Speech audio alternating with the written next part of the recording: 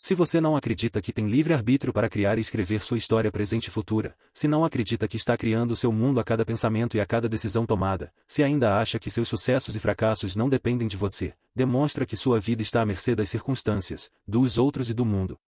Se acredita que a sua trajetória é uma sucessão de acasos, resta a pergunta: quem está direcionando a sua vida?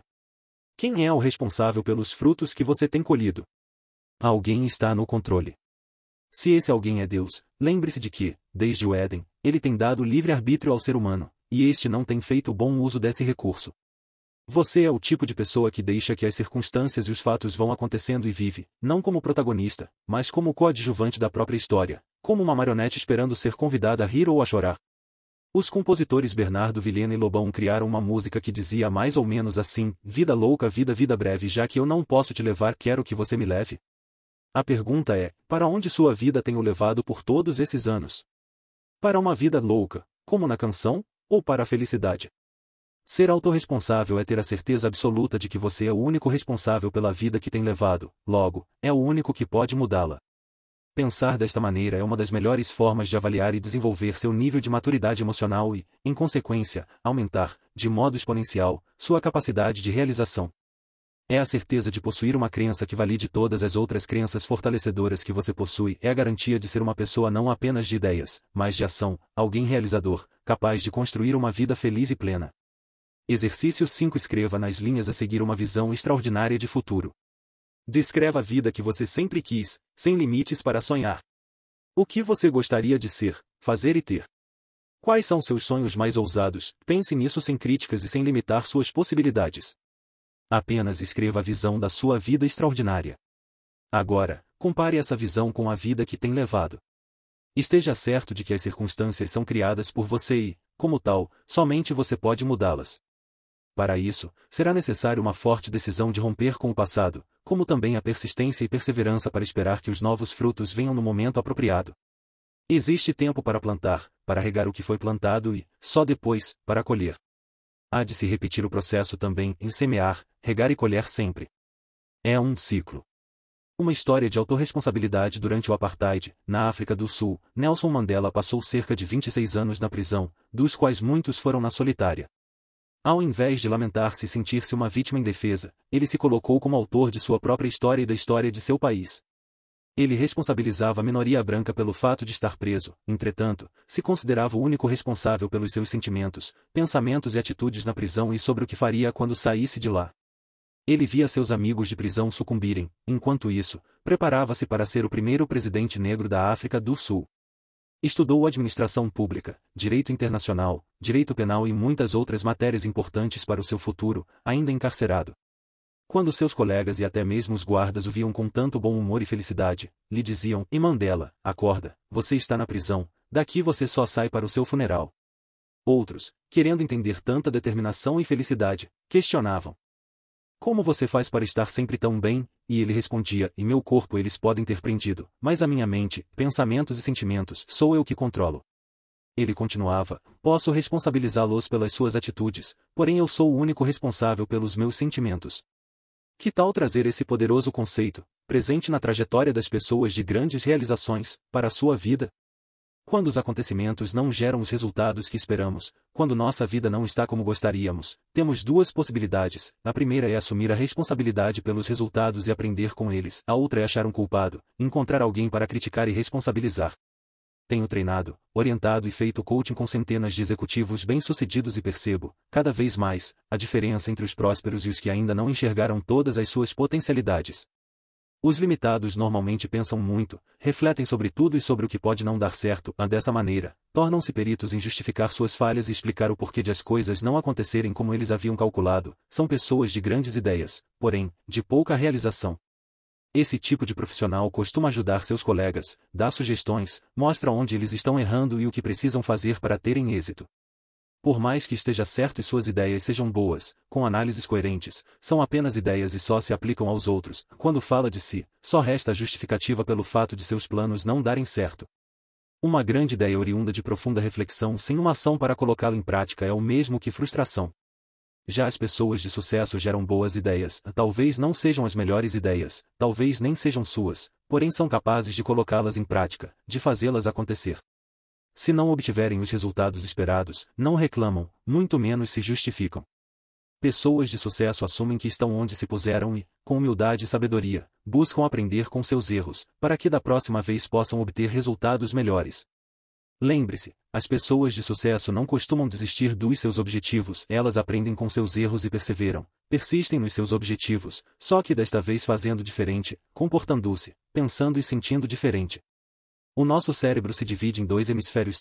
O hemisfério esquerdo é o lado do cérebro responsável pela lógica, a memória, a sistematização e a reflexão. É aí que reside toda a nossa capacidade de elaborar ideias, planejar, conjecturar, onde reside o tão falado, porém hoje esquecido, QI, quociente de inteligência. Já o lado direito do cérebro é o responsável pelas emoções, os sentimentos, os pensamentos involuntários, a inconsciência, a intuição e as crenças. É o lado responsável pela nossa capacidade de realização, onde reside o atualmente famoso quociente emocional, assunto tão abordado por Daniel Goleman. Dessa maneira, próspero e vitorioso é o ser humano que consegue integrar essas duas áreas do cérebro, ter grandes ideias e conseguir agir para pô-las em prática. Se eu tivesse, porém, que escolher entre ter grandes ideias e reflexões ou ser realizador, eu elegeria o hemisfério direito e a capacidade de realização, mesmo que fosse um realizador de ideias medíocres. É melhor realizar ideias pequenas do que ter grandes e espetaculares ideias e não pô-las em prática. Tenho visto pessoas prosperarem muito colocando em prática ideias velhas e batidas.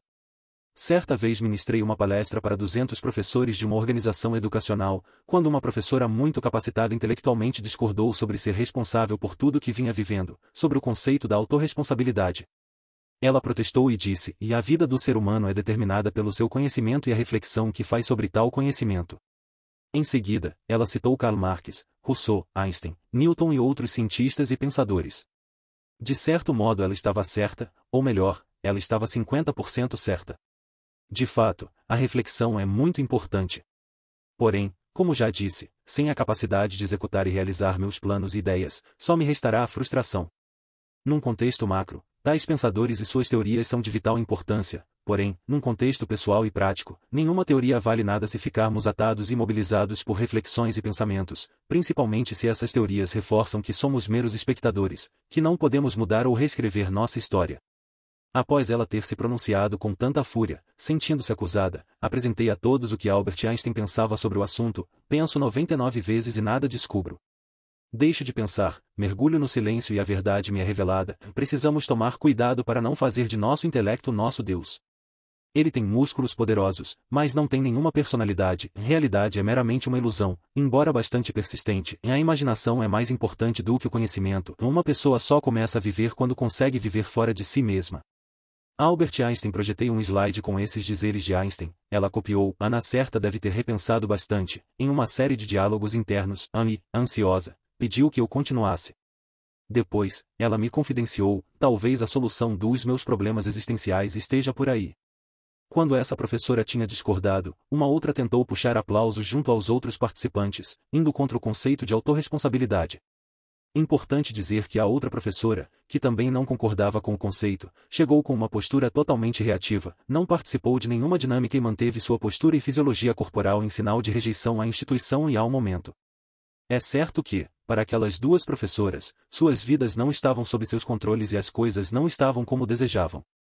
Talvez elas continuem assim, até que se tornem capazes de se responsabilizar por seus destinos, até que parem de achar culpados por seus insucessos e frustrações.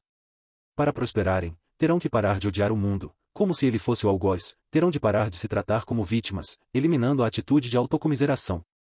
Como coach treinador, tenho passado por todo tipo de empresas e conhecido os mais variados profissionais. Os autorresponsáveis são otimistas e motivados, independente das circunstâncias. Mesmo que não estejam sendo remunerados a contento, eles dão o seu melhor, mesmo que não sejam reconhecidos pela organização, continuam sendo produtivos e alegres, e, quando as circunstâncias se tornam adversas e não interessantes, eles optam por não reclamar, não criticar, muito menos culpar a empresa ou dirigentes por se sentirem como se sentem. Eles buscam em si a solução e, se não a encontram, vão em busca de seus objetivos, com ética, pedem licença para fazer o seu caminho e criar com responsabilidade a sua história, no caso, uma história de sucesso. Caso real, e vou contar uma história que ilustra bem a atitude de autorresponsabilidade. Sabrina era chefe de cozinha em um restaurante conhecido de Fortaleza. Ela me relatou que estava muito satisfeita nesse estabelecimento, a equipe com a qual trabalhava gostava bastante dela, as comidas eram elogiadas e tudo ia bem. Eu estava muito adaptada ao local, gostava de estar lá, mas o restaurante foi vendido para um grupo de fora do estado e com isso eles mudaram pessoas estratégicas no estabelecimento. Eu fui uma delas. Ela relatou que muitas outras pessoas também foram substituídas, mas ela não esmoreceu. Saí com a cabeça erguida de lá, pois eu sabia da qualidade do meu trabalho e também nunca parei de buscar inovações. As pessoas com quem ela trabalhava ficavam espantadas com a atitude, pois a jovem não ficou com raiva, nem brigou com ninguém. Apenas seguiu seu rumo. Ficar reclamando ou me sentindo vítima da situação não ia resolver nada. Aceitei a demissão, embora dolorosa, e segui minha vida. Cerca de 3 meses depois, Sabrina estava participando de um curso na área de gastronomia em São Paulo, quando conheceu uma representante de um restaurante português que estava buscando inovar e atingir o público brasileiro na cidade do Porto. Elas trocaram ideias e não demorou para que Sabrina fosse convidada a se tornar a chefe desse restaurante. Embora eu gostasse muito do meu antigo emprego, aqui eu pude crescer muito mais e hoje sou ainda mais feliz e realizada. Eu convivo com pessoas de todo lugar. Posso visitar locais com tradições gastronômicas maravilhosas, como França, Itália, etc. Além disso, não me distanciei tanto do Brasil, pois trabalho e fiz amizade com muitos brasileiros que vivem em Portugal. O restaurante vem fazendo tanto sucesso que, recentemente, Sabrina foi convidada a se tornar sócia. Sem sombra de dúvidas, a atitude autorresponsável dela foi determinante para que conseguisse tal reviravolta. Os autorresponsáveis agem de forma ativa, eles vivem em primeira pessoa. São eternos aprendizes. Tenho visto muitos vendedores reclamando de suas empresas, dos seus preços não competitivos, de seus produtos, de seus chefes. Entretanto, tenho visto outros, dentro das mesmas empresas e das mesmas equipes, gerando grandes resultados com as mesmas condições, circunstâncias e recursos. O que os diferencia? A atitude e a crença de que são os únicos responsáveis pela vida que têm levado, sendo assim, os únicos capazes de mudá-la. Na tempestade o pessimista reclama do vento, o otimista espera a tormenta passar e o autorresponsável ajusta as velas. Paulo Vieira, da adaptação 3. Essa divisão, porém, não é absoluta, pois os dois hemisférios são interconectados, trabalhando em conjunto, e o papel de cada área varia de acordo com a necessidade. Aqui, usamos essa divisão no sentido metafórico, com o objetivo de tornar a explicação mais clara e didática.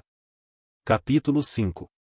Usando metáforas para mudar a SI. Mesmo a leitura da metáfora apresentada à frente durante 7 dias seguidos o ajudará a contextualizar em sua vida e em sua mente a autorresponsabilidade, não apenas como filosofia, mas também como crença determinante. Trabalhar com alegria. Havia uma fazenda onde os trabalhadores viviam tristes e isolados uns dos outros. Eles estendiam suas roupas surradas no varal e alimentavam seus magros cães com o pouco que sobrava das refeições. Todos que viviam ali trabalhavam na roça do Senhor João, que era dono de muitas terras e exigia trabalho duro, pagando muito pouco por isso. Um dia, chegou ali um novo empregado, cujo apelido era Zé Alegria. Era um jovem agricultor em busca de trabalho. Foi admitido e recebeu, como todos, uma velha casa onde iria morar enquanto trabalhasse ali. O jovem, vendo aquela casa suja e abandonada, resolveu dar-lhe vida nova. Cuidou da limpeza e, nas horas vagas, lixou e pintou as paredes com cores alegres e brilhantes, além de plantar flores no jardim e nos vasos. Aquela casa limpa e arrumada destacava-se das demais e chamava a atenção de todos que por ali passavam. Ele sempre trabalhava alegre e feliz na fazenda, por isso o apelido de Zé Alegria.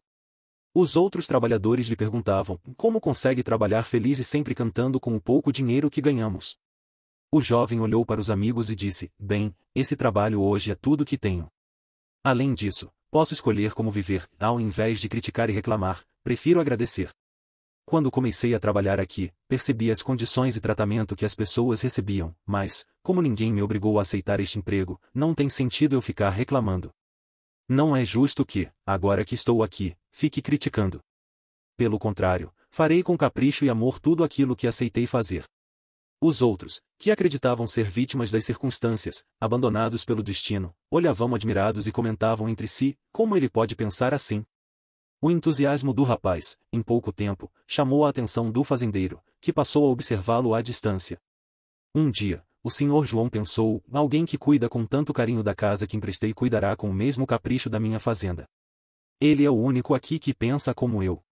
Estou velho e preciso de alguém que me ajude na administração desse lugar. Num final de tarde, Sr. João foi até a casa do rapaz, após tomar um café bem fresquinho, ofereceu ao jovem o cargo de administrador da fazenda. Convite que o rapaz aceitou prontamente. Com o novo cargo, veio também uma nova casa e um novo salário. Seus amigos logo começaram a falar que ele era um grande puxa-saco, pois tinha convidado aquele crápula para tomar café.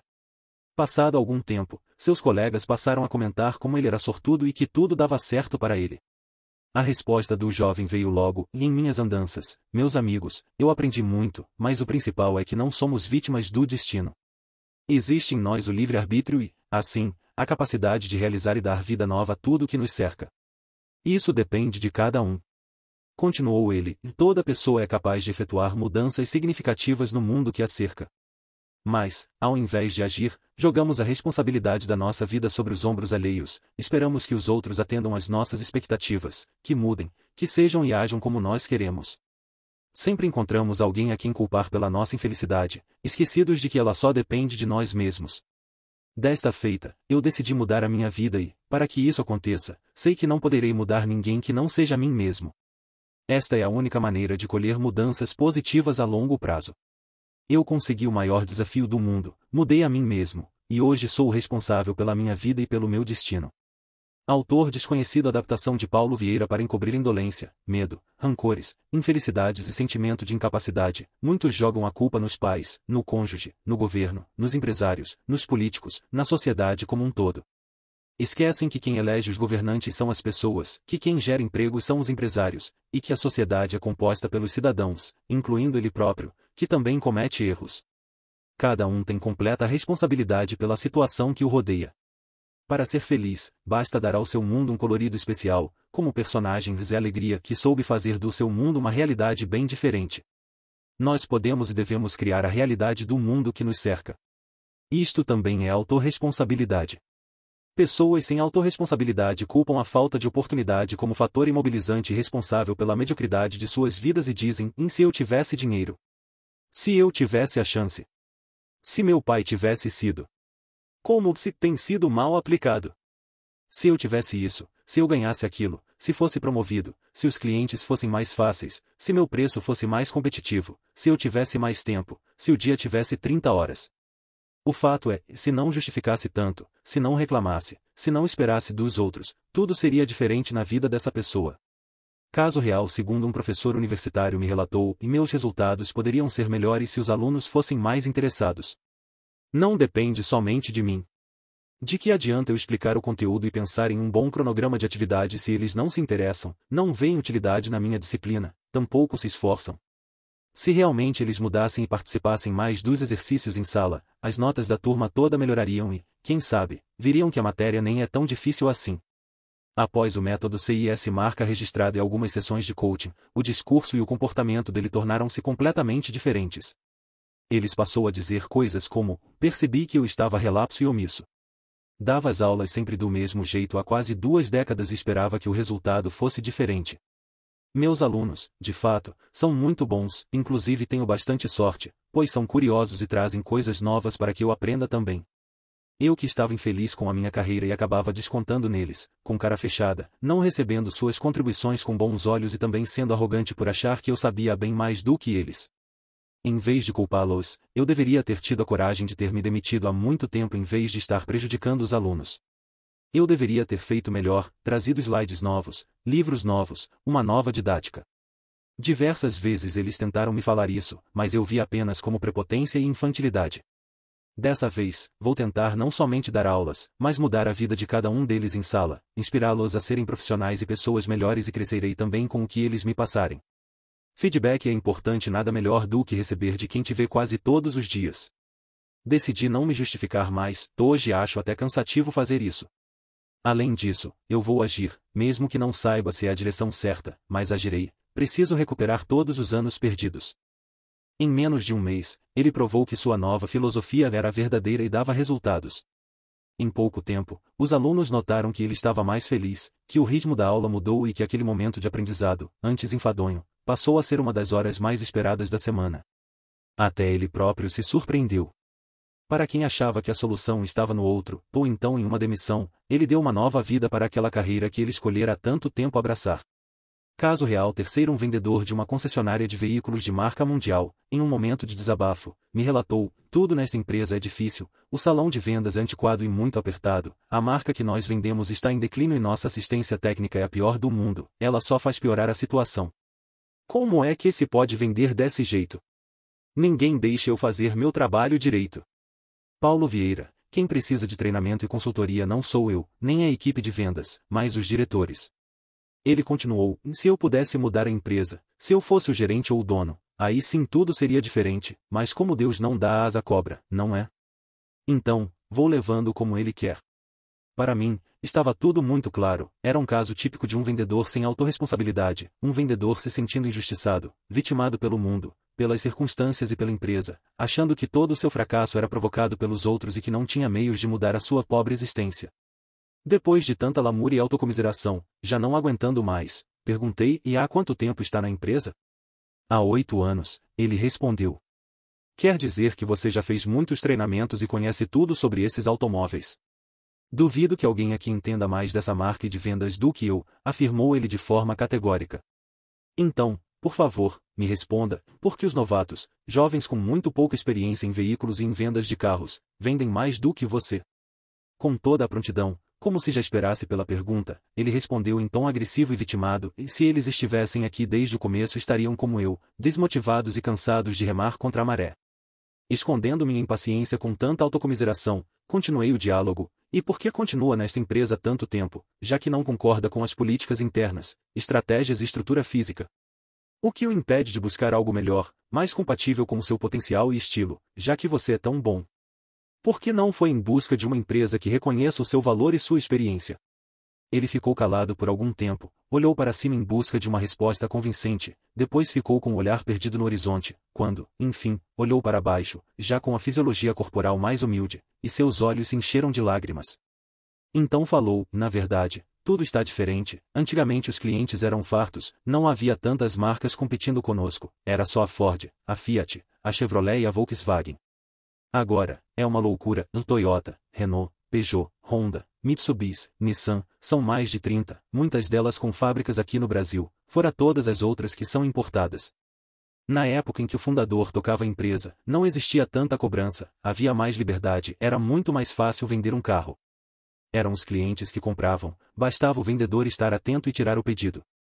Hoje, os clientes são cada vez mais exigentes, é necessário um esforço muito maior e, para piorar, vêm vocês da consultoria com essa história de pré-venda, pós-venda, prospecção, CRM, resumos de desempenho, quadros de metas, até prestação de contas de vendas adicionais existe agora.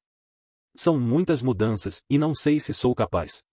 Nessa hora, ele parou, refletiu um pouco mais e continuou: acho que estou meio acomodado, talvez até viciado no passado.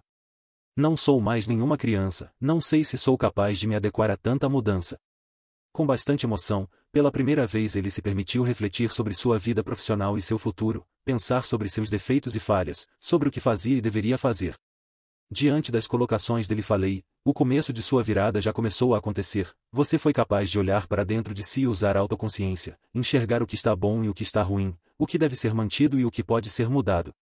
Parabéns! Tudo começou a mudar neste instante. Para dar mais ênfase à possibilidade de mudança, apresentei-lhe 2 pressupostos da programação neurolinguística. Pressuposto 1: todos temos os recursos que necessitamos para prosperar e ser felizes. Pressuposto 2: se alguém pôde, você também pode. O semblante começou a melhorar, a cabeça se ergueu, os ombros se projetaram para trás e um sorriso surgiu. Então ele perguntou: acha mesmo que posso ser um dos melhores vendedores da empresa?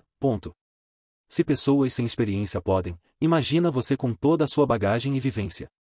Para que seu sucesso ocorra, porém, depende de apenas 2 coisas: 1. Continuar vivendo uma postura de autorresponsabilidade, reconhecendo que o que você está vivendo é o resultado de como tem pensado, falado, se comportado, trabalhado e encarado a vida. 2. Manter a decisão firme de mudar a si mesmo para que tudo mude à sua volta. Presenteei-o com um livro de minha autoria e, em pouco tempo, pude apreciar e me deleitar com uma nova pessoa surgindo, um novo profissional, um cabedal de mudanças que redirecionaram a vida dele, e familiar, conjugal, social e, até mesmo, a saúde e a aparência física. Em conversas posteriores, ele me relatou que a ferramenta que mais usou foram as 6 leis para a conquista da autorresponsabilidade. Responsabilize-se por sua vida, aceite o desafio de usar sabiamente o livre-arbítrio que Deus lhe deu e vá em frente. Sua vida e realizações esperam por você. Como poderás dizer ao teu irmão, irmão, deixa-me tirar o cisco que está no teu olho, não atentando tu mesmo na trave que está no teu olho? Hipócrita, tira primeiro a trave do teu olho e então verás bem o cisco que está no olho de teu irmão. Lucas 6 horas e 42 minutos. Capítulo 6. As 6 leis para a conquista da autorresponsabilidade. Estas 6 práticas, linguísticas e comportamentais, quando transformadas em hábitos diários, trarão mudanças na sua vida de modo que as pessoas ao seu redor perceberão que uma nova pessoa surge. Você verá novas oportunidades e possibilidades batendo à porta, coisas muito boas acontecerão. Então, perceberá que a mágica da autorresponsabilidade chegou. 1. Se é para criticar, cale-se. 2. Se é para reclamar, dê sugestão. 3. Se é para buscar culpados, busque solução. 4. Se é para se fazer de vítima, faça-se de vencedor. 5. Se é para justificar seus erros, aprenda com eles. 6. Se é para julgar as pessoas, julgue apenas suas atitudes e comportamentos. A seguir, vamos entender melhor cada uma das delas. Lei no 1. Se é para criticar, cale-se. No dicionário da língua portuguesa, criticar significa examinar com critério, notando a perfeição ou os defeitos, mas significa também falar mal ou censurar algo ou alguém. Por favor, não me venha dizer que as suas críticas são construtivas e que o objetivo real é ajudar o outro. Eu nunca vi, em toda a minha vida, alguém criticando o outro pensando sinceramente em ajudar. Como você se sente quando alguém te olha e, com um tom de quem sabe mais do que você sobre o assunto, diz: olha, vou fazer uma crítica construtiva, mas é para o seu bem. Bastam essas duas palavras, a crítica e construtiva, serem pronunciadas que o semblante cai, o olhar baixa e a pessoa se prepara para a bordoada que está por vir. Se o foco e a intenção fossem de fato positivos, ela não faria uma crítica. Ela se calaria ou daria uma ideia, diria algo em que o foco fosse o acerto, não o erro. Algo que colocasse o ouvinte para cima, não para baixo. Se você é daqueles que adoram criticar e analisar tudo e continua achando a crítica um mal necessário, experimente, em vez de fazer a crítica, dar uma sugestão ou ideia, você verá que os resultados obtidos serão muito maiores, e as pessoas farão questão de sua companhia e orientação, algo que não acontece com os que gostam de criticar. Lembre-se, é muito fácil criticar, é muito cômodo falar do cisco nos olhos dos outros, porém, isso impede de vermos a trave nos nossos olhos. Quando paramos de criticar, nosso foco passa a ser a solução e não o problema. Nosso subconsciente passa a se responsabilizar pelos acontecimentos, e de forma mágica e inconsciente, as decisões e atitudes se tornam mais acertadas, proativas, maduras, e finalmente, mais produtivas. Lei no 2. Se é para reclamar, dê sugestão. A definição da palavra reclamar é muito clara e não dá margem para outra interpretação. Reclamar é exigir para si, reivindicar, e, em outra abordagem, significa também queixar-se, protestar e lamuriar.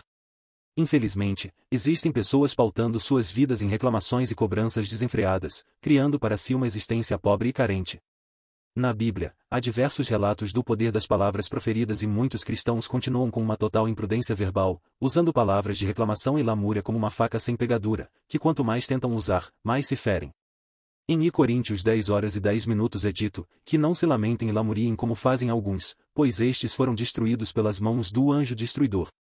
A única coisa real que se consegue com a reclamação e a lamentação é provar a incapacidade do outro, deixando claro que quem reclama é, na teoria, superior e mais capaz. Outra, dentre centenas de passagens bíblicas que falam sobre o perigo de se proferir palavras contaminadoras, está em Efésios 4:29.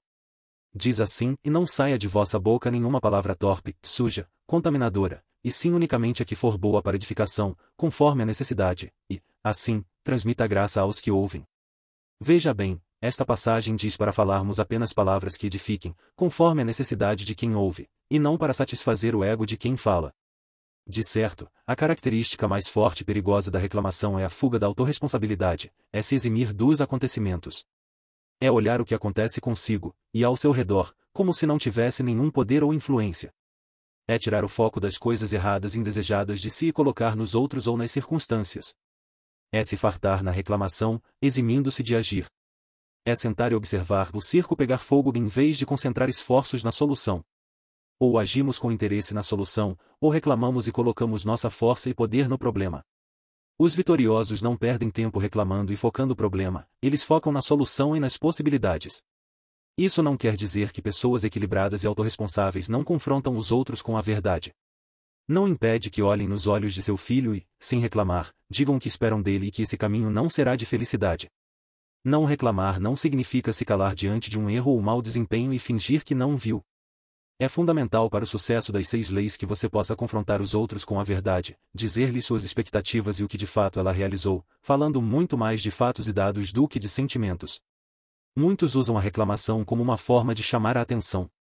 Já as pessoas plenas, realizadas e realizadoras optam por olhar e se deter prioritariamente aos pontos fortes, pois sabem que palavras são sementes adubadas, e quando nos detemos mais nos problemas e erros, são essas sementes que vão florescer, mas quando nos detemos nas soluções e possibilidades, são estas que florescerão e, muitas vezes, as possibilidades florescem a ponto de os problemas se tornarem irrelevantes.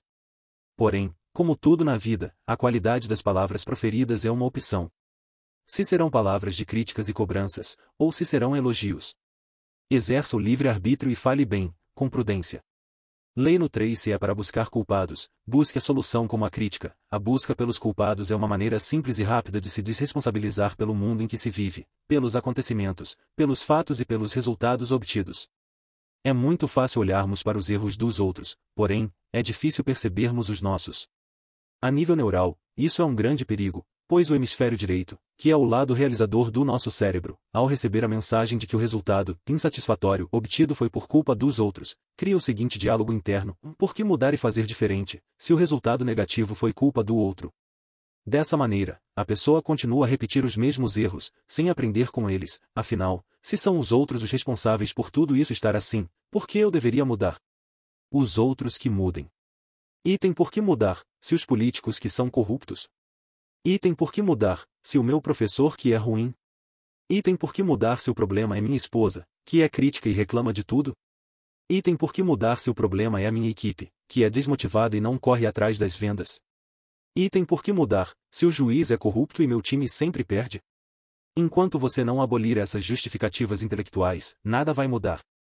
Tenho visto muitos vendedores chegarem de uma venda, ou melhor, de uma tentativa de venda, reclamando, criticando e culpando o cliente por não conseguirem vender e por as vendas estarem baixas, afinal os clientes só querem descontos impossíveis, prazos enormes, etc.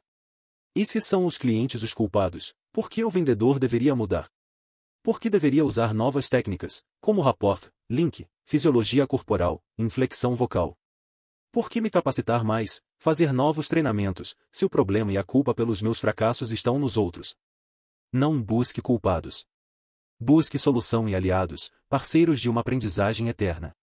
Lei no 4 se é para se fazer de vítima, faça-se de vencedor. Muitos possuem um terrível hábito de se fazerem de vítima, seja criticando e reclamando ou colocando-se em uma situação de inferioridade e sofrimento. Por que tantas pessoas se fazem de vítima e praticam a autocomiseração? Existem várias explicações e motivos. Um deles é o seguinte: crianças precisam se sentir amadas e importantes, porém, por incapacidade afetiva ou por falta de tempo dos pais, elas não obtiveram esse alimento emocional. Um dia, uma dessas crianças adoeceu, e, quando os pais perceberam que era uma doença um pouco mais grave, voltaram-se por completo para elas, com carinho, atenção, cuidado, o que, na compreensão infantil, era justamente o amor que ela tanto almejava. Passaram-se dias, ela ficou saudável e, mais uma vez, as coisas voltaram ao normal. Os pais já não tinham mais aquele cuidado com ela, aquela atenção, aquele carinho, e ela já não percebia mais o amor deles. E, como é normal na primeira infância, mais uma doença surgiu e todas as atenções voltaram-se para ela: carinho, atenção, cuidado, gostos e vontades. Mais uma vez a criança sentiu a plenitude de ser amada e importante.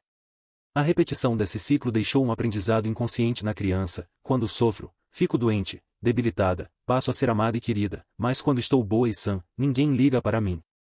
Então, muitos de nós crescemos, ficamos adultos, racionais, porém aquela criança continua lá dentro querendo atenção e carinho, querendo se sentir importante e amada. E, para conquistar amor, o caminho já foi aprendido na infância, basta sofrer ou mostrar que está sofrendo que, nessa lógica, as pessoas prestarão mais atenção, cuidarão e darão mais carinho. E isso costuma até ser verdade, porém por um curto espaço de tempo. Dessa forma, esse adulto carente infantilizado sairá em busca de se sabotar e levar a sua existência ao declínio.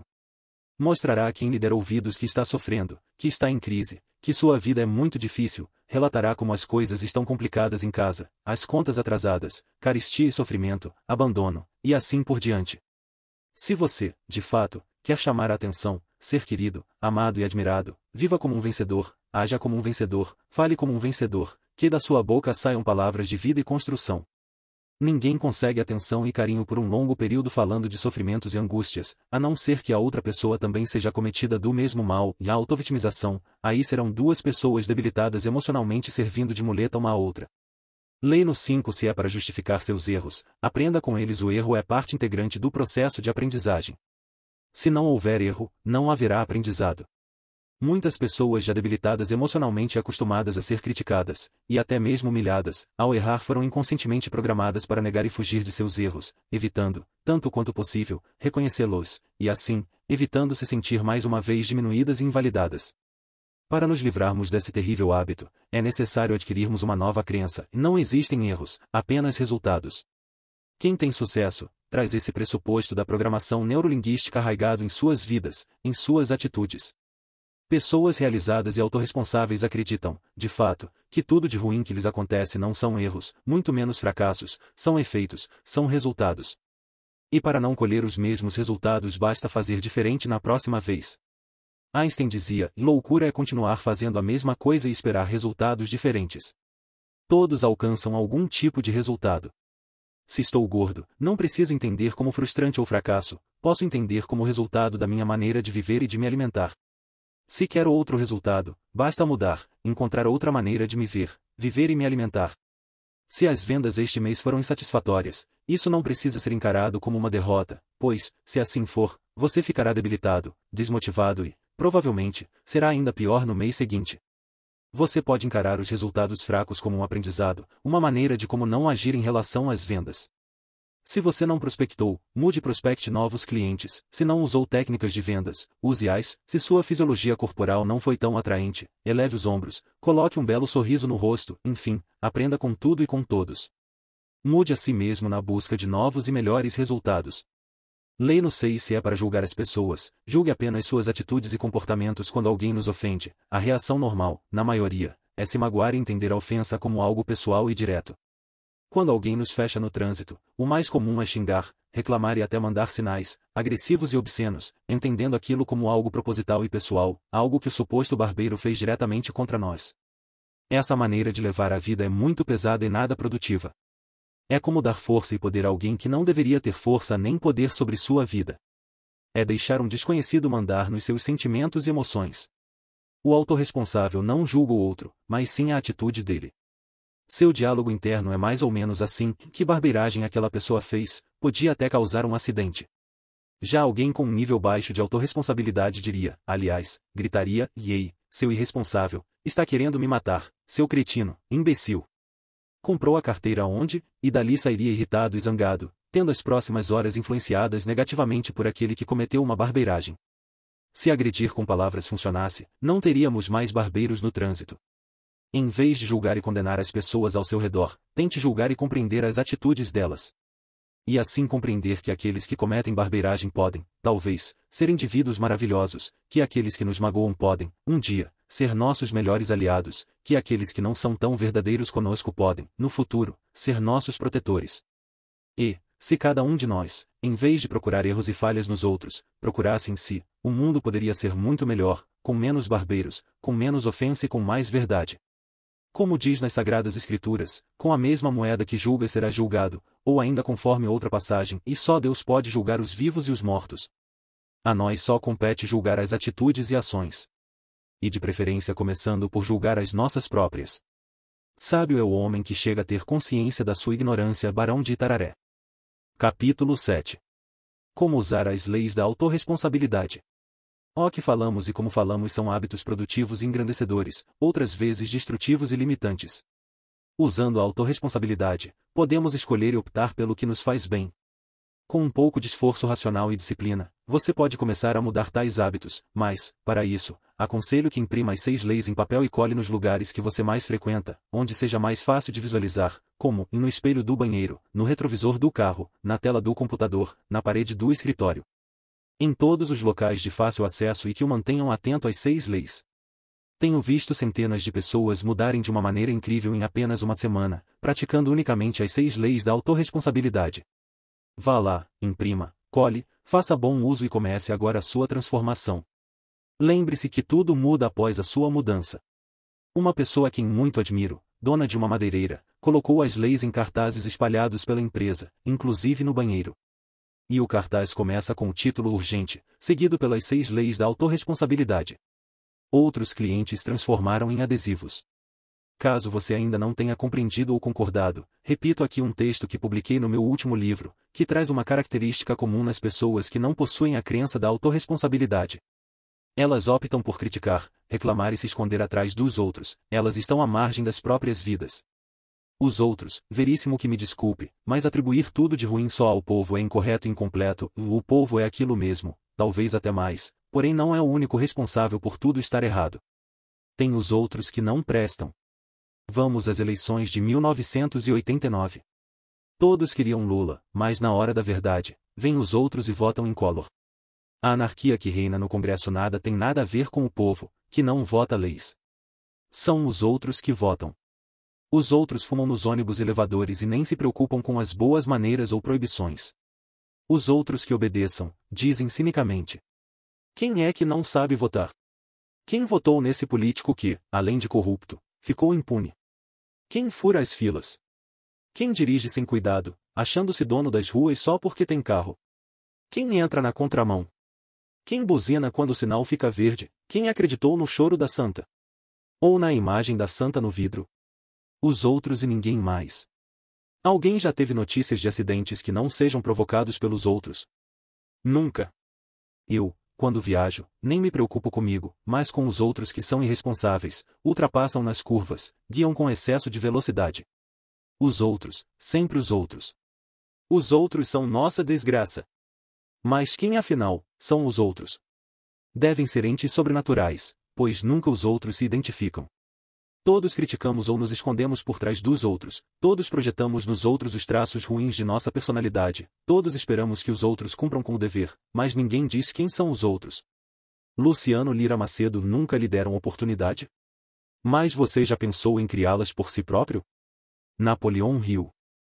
Capítulo 8. Ah, se eu tivesse tido oportunidade! Durante um seminário para docentes universitários, uma professora de educação física, visivelmente triste e desesperançosa, contestou o conceito de autorresponsabilidade e afirmou que seus fracassos e insucessos só ocorreram pela falta de oportunidades. Infelizmente a sorte não me sorriu, disse toda cheia de pena de si. E o pior nisso tudo é que não era apenas uma justificativa pelos insucessos, ela, de fato, acreditava que oportunidade acontece ao acaso, uns têm e outros não. No caso dela, porém, as oportunidades aparecem apenas para os outros. O que ela nunca se perguntou foi por que oportunidades surgem para os outros e não para ela. Ela nunca se deu conta do que os outros faziam diferente dela para terem oportunidades. Foi incapaz de perceber que os outros, que tinham oportunidades, agiam, pensavam e sentiam diferente dela, e que era justamente essa combinação de pensamentos, sentimentos e atitudes que geravam tais oportunidades. Pessoas de sucesso não esperam as oportunidades aparecerem, muito menos reclamam quando não aparecem, pois sabem que estão no comando do barco de suas vidas, sabem que as coisas não acontecem simplesmente, mas são criadas consciente ou inconscientemente. Sabem que nada acontece por acaso, que a nossa atitude diante da vida trará resultados, e que tudo, absolutamente tudo, é resultado dos nossos pensamentos, sentimentos e comportamentos. O que estamos colhendo hoje é o resultado do que plantamos no passado. E, acredite, estamos plantando a todo instante. Se estou ereto e alegre, certamente estou plantando tais sementes. E com pensamentos, sentimentos e palavras positivas colherei alegrias e conquistas. Porém, se estou carrancudo e triste, com pensamentos e atitudes de desesperança, provavelmente colherei resultados pertinentes ao meu estado atual. Se falo, colherei algo, se me calo também colherei. Se me faço presente, terei resultados, e se me ausento, também. Este livro lhe permitirá gerenciar de forma consciente todos os seus pensamentos, sentimentos e atitudes, e, dessa maneira, os resultados positivos irão simplesmente acontecer, as oportunidades aparecerão. Quando gerenciamos nosso estado presente, pensamentos, palavras, sentimentos e comportamentos, nos tornamos capazes de direcionar com grande margem de acerto nossa vida na direção desejada. Tenho visto que a maioria das pessoas que se julgam desafortunadas e sem oportunidades está, na verdade, cega por suas crenças limitantes. Não percebem toda uma infinidade de possibilidades que esbarram nelas, muitas vezes de forma escancarada. Pessoas que esperam pelas oportunidades não sabem absolutamente nada sobre dirigir ou conduzir suas vidas, e muito menos, sobre autorresponsabilidade. Para elas, viver é, na verdade, sobreviver, levam a vida como dá, como Deus quer, sempre culpando ou esperando que os outros as ajudem ou, no mínimo, não as atrapalhem. Como é frustrante a vida das pessoas que não são capazes de construir suas oportunidades, como são frágeis profissionalmente aqueles que se colocam à mercê do mundo, na fila de espera de uma oportunidade. Paulo Vieira. Essas pessoas mal sabem ou preferem não saber que tais oportunidades se manifestam constante e sistematicamente. Porém, pessoas com as atitudes certas não apenas as percebem e as criam, como também as aproveitam. Estudos cada vez mais frequentes atestam que quanto mais a pessoa se sente responsável pela vida que tem levado, mais realizada e plena ela é. Traga a autorresponsabilidade não apenas como uma filosofia, mas como uma crença forte e arraigada em sua mente. Quando sou tentado a criticar, mordo a língua; quando sou levado a elogiar, grito do alto dos telhados. Ogmandino. Para sentir e refletir possuis os recursos financeiros coerentes com as tuas atitudes, nem mais, nem menos, mas o justo para as tuas lutas internas. Teu ambiente de trabalho é o que elegeste espontaneamente para a tua realização. Teus colegas e amigos são as almas que atraíste, com tua própria afinidade, habilidades e debilidades. Portanto, teu destino está constantemente sob teu comando. Deus te deu livre-arbítrio e tu escolhes, recolhes, eleges, atrais, buscas, expulsas, modificas tudo aquilo que te rodeia a existência. Cuida das palavras que saem da tua boca, elas têm poder de vida e morte, elas têm poder de bênção e maldição. Teu corpo clama, teus ombros pedem, tua coluna, ereta ou não, é eloquente. Teus pensamentos e vontades são a chave de teus atos e atitudes. São as fontes de atração e repulsão na tua jornada e vivência. Não reclames nem te faças de vítima. Antes de tudo, analisa e observa. A mudança está em tuas mãos. Reprograma a tua meta, reprograma a tua mente. Busca o bem e viverás melhor. Busca a Deus e te conhecerás melhor.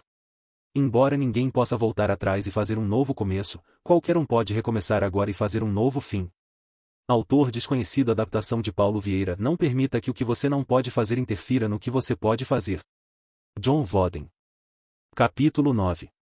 Mudando minha existência sem mudar. As pessoas pseudo-autorresponsáveis acham que, para serem produtivas e prósperas, precisam mudar os outros. Entretanto, o autorresponsável se basta nas suas escolhas, nas suas decisões e na sua fé no Criador e, dessa maneira, faz bom uso do livre-arbítrio dado por ele. Os realmente prósperos sabem, por experiência própria, que é improdutivo e infrutífero tentar mudar os outros. Sabem que seria arrogante e prepotente sair por aí, como os sábios do mundo, querendo que as pessoas sejam diferentes. Impelindo, coagindo, persuadindo ou até mesmo impondo que sejam aquilo que eles entendem como certo. Os autorresponsáveis sabem que, a médio e longo prazos, os resultados de tentar fazer os outros atenderem suas expectativas pode gerar situações desastrosas. Antes de tentar mudar alguém, devo mudar a mim mesmo. Se não consigo mudar a mim, por que conseguiria mudar outras pessoas? Tenho visto muitos pais aplicando penas severas a seus filhos por tirarem notas baixas, quando, na verdade, tais notas são reflexos diretos de pais ruins ou, pelo menos, de uma educação deficiente. Se houvesse uma avaliação para pais, certamente eles seriam reprovados de imediato, com notas muito piores que a dos próprios filhos. Um pai autorresponsável, antes de querer mudar o filho, muda a si mesmo, talvez dialogando mais, sendo mais presente, mais amoroso ou mesmo mais firme e menos permissivo. Ou, quem sabe, deixando de ser tão crítico, tão ditador, tão agressivo e sempre o dono da verdade, invalidando seu filho, fazendo-o crer que é incapaz e inadequado para a vida. Você, gerente de vendas, executivo ou empresário, já pensou em não tentar mudar a sua equipe, mas mudar a si mesmo? Em vez de cobrar que seus funcionários se capacitem, você poderia e deveria se capacitar. Em vez de querer que eles sejam os melhores vendedores, você deveria ser o melhor gerente ou líder. Antes de querer que eles sejam objetivos e focados em resultados, deveria implantar ferramentas gerenciais de vendas, que dessem foco e direcionamento, não para eles, mas para você, como responsável maior pelos resultados. Quantos de nós gostaríamos de mudar a cabeça e o caráter dos políticos, que, além de corruptos, muitas vezes são administrativamente incompetentes? Entretanto, por debilidade emocional, não olhamos para nós mesmos, por isso, não percebemos que tais políticos não são em nada diferentes da maior parte da população, ou seja, de nós. Já vi inúmeras pessoas criticarem a incompetência dos políticos enquanto, em suas casas, as finanças pessoais estão totalmente desorganizadas e mal administradas. Outras se apropriam do que não lhes pertence, seja aceitando um troco dado a mais, que não era devido, ou achando uma carteira com dinheiro, ficando com o que é de valor e sente em dose um bom samaritano por devolver os documentos. Certa vez, presenciei uma vendedora que viu quando uma cliente deixou cair sua caneta Montblanc e esperou que ela fosse embora para se apropriar do belo e caro objeto. Depois, contou aos colegas, também corruptos, como se aquilo fosse uma grande vantagem. Na granfina deu bobeira e o que é achado não é roubado, disse ela. A meu ver, esse tipo de pessoa é tão desonesta quanto qualquer político corrupto. A diferença é onde elas estão e até onde suas mãos podem de alcance. Seja diferente. Antes de exigir dos outros, mude a si mesmo, transforme sua forma de pensar, de sentir, e tudo será diferente. Tudo se adequará de forma coerente com a nova pessoa que surge e você. O que disser ao ímpio, o justo é, os povos o amaldiçoarão, as nações o detestarão. Mas para os que o repreenderem haverá delícias, sobre eles virão a bênção do bem. Provérbios 24, 25 Mensagem final confrontando a si e aos outros com a verdade. Jesus é minha grande inspiração, o maior de todos os líderes, o maior de todos os empreendedores, o mestre dos mestres. Ele de fato era completamente autorresponsável, não criticava, não reclamava, não buscava culpados, não se fazia de vítima, de modo algum julgava os outros. Entretanto, ele confrontava as pessoas e as situações com a verdade, era genuíno. Não fugia, nem se calava diante da mentira. Não se privou de expulsar os vendilhões do templo, não se calou diante dos hipócritas fugindo da ira vindoura, nem diante de seus discípulos quando, ao invés de orar e vigiar, foram dormir. O mesmo serve para nós, que buscamos a autorresponsabilidade. Devemos nos alegrar com a verdade, mesmo que ela doe em alguém, mesmo que doe em nós mesmos. O autorresponsável sabe a importância da verdade ao elogiar um bom comportamento ou resultado, como também ao confrontar alguém com atitude inadequada. Entretanto, devemos estar atentos, afinal não somos, nem de longe, como Jesus Cristo em sabedoria e santidade. Por isso, muito cuidado e discernimento ao confrontar alguém. E, sobretudo, antes de confrontar quem quer que seja, você deve ser um perito em confrontar a si mesmo com a verdade. Lembre-se e fuja da crítica, mas abrace a sugestão, não busque culpados, mas a solução, não justifique seus erros, mas aprenda com eles. Por fim, com amor, julgue as atitudes das pessoas, mas não julgue quem as realizou. Elas deram o melhor que podiam, nas condições em que estavam. Antes disso, porém, pense no que você pode fazer para contribuir. E, então, o que vai fazer? Exercício final. Termo de compromisso. Para que possa avançar em direção aos seus objetivos, peço que, nas linhas a seguir, escreva um termo de compromisso, no qual você se comprometerá a ser uma pessoa autorresponsável e a usar, no seu dia a dia, as 6 leis da autorresponsabilidade. Após escrito, você deve memorizar sua declaração e verbalizá-la ao acordar, em voz alta, por 30 dias seguidos. Termo de compromisso. Eu declaro para todos os fins ligados ao meu sucesso e felicidade, que me comprometo a ser autorresponsável com as seguintes características. Para isso, usarei fielmente as 6 leis da autorresponsabilidade, que são, item lei no 1, item lei no 2, item lei no 3, item lei no 4, item lei no 5, item lei no 6. Dessa maneira, colherei grandes resultados e mudanças na minha vida profissional e pessoal. Assinatura e data. Parabéns, você venceu uma importante etapa em direção às suas mudanças e conquistas. Certamente, aprofundou o conceito de autorresponsabilidade e o transformou em uma crença. A partir de agora é questão de tempo para os resultados aparecerem. Pense, fale, sinta e se comporte com autorresponsabilidade, e as suas mudanças começarão imediatamente.